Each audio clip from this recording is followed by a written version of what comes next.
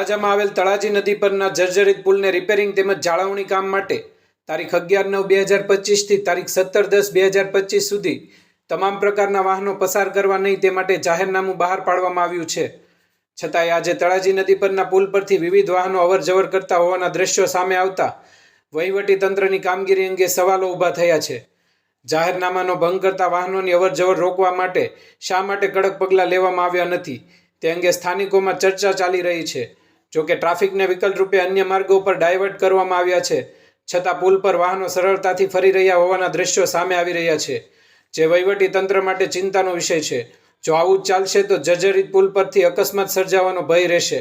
બસ હવે જોવાનું રહ્યું કે તંત્ર આ બાબતે શું પગલાં લેશે. બ્યુરો રિપોર્ટ, ગુજરાત આઈ ન્યૂઝ, તળાજા.